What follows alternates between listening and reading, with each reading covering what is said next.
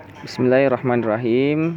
Teman-teman yang Pak Indra cintai karena Allah, untuk pembelajaran matematika kita pada kali ini, kita akan bernostalgia terhadap bangun datar dan apa itu bangun ruang, ya. Insya Allah teman-teman juga sudah pernah mempelajarinya ya, terkait bangun datar dan bangun ruang. Di sini Pak Indra akan mencoba menunjukkan barang-barang yang dimana di situ ada bangun ruangnya dan ada bangun datarnya. Jadi matematika itu memang lekat sekali dengan kehidupan kita, teman-teman. Nah, di sini ada beberapa barang-barang, ada lentera, ada buku, ada apa ini? Onta, ada gelas, kemudian ada pot bunga, kemudian ada kardus, ada plastik. Nah, teman-teman, seperti yang kita ketahui, bangun datar adalah sebuah gambar yang masih berbentuk dua dimensi dan dia tidak memiliki ruang di dalamnya. Contohnya itu seperti ini atau ini. Nah, ini merupakan bangun datar persegi panjang karena dia tidak memiliki ruang. Seperti ini juga.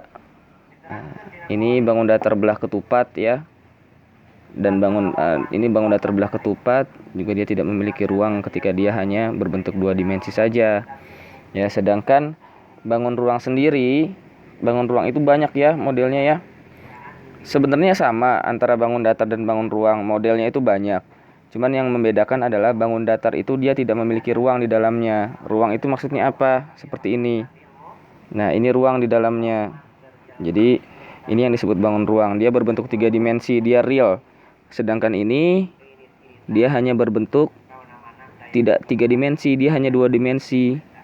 Dia tidak memiliki ruang di dalamnya. Kalau yang ini ya, yang warna merahnya ini, yang warna merahnya. Jadi teman-teman pahami ya, beda bangun ruang dan bangun datar. Nah, di sini ada macam-macam bangun ruang yang Pak Indra bawa. Di sini ada lentera. Ini secara kasat mata bangun ruangnya terlihat seperti tabung ya, tapi ternyata di dalamnya ada bangun ruang yang berbentuk prisma segi 6 ya, prisma segi 6. Di dalamnya ada ini prisma ya, namanya prisma.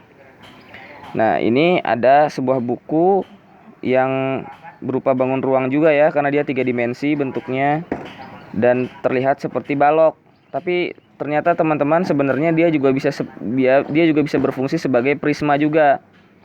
Ya, prisma. Dia juga bisa berfungsi sebagai prisma. Prisma segi 4, persegi panjang atau prisma persegi panjang. Dia sama juga prisma. Jadi, nah kalau yang ini berbentuk kubus ya. Tapi dia juga bisa disebut prisma juga, sama prisma persegi. Kemudian ini sama ya, yang kotak ini juga bisa disebut sebagai prisma. Jadi prisma itu banyak sekali teman-teman bentuk-bentuknya. Nah, kalau yang ini terlihat secara kasat mata seperti bangun dua dimensi, tapi sebenarnya dia memiliki ruang juga di dalamnya, tapi kita sangat sulit untuk mengidentifikasinya ya. Ini juga bangun ruang dan ini juga bisa dijadikan prisma juga. Sama ya. Jadi prisma itu adalah bangun ruang yang dimana dia memiliki segi, dia memiliki sudut, dan dia memiliki lintang, kemudian dia memiliki alas dan atap dan tutup ya. Nah, kalau teman-teman perhatikan ini yang bawah ini nih, gimana bukannya ya? Kalau teman-teman perhatikan yang bawah ini, sebentar ya, Pak Indra buka dulu ya. Nah, pokoknya yang bawah ya. Yang bawah ini itu dia merupakan alas, dan yang atas ini dia merupakan tutup. Nah, yang atasnya ini ya yang berbentuk segi 6. Sama yang ini pun sama.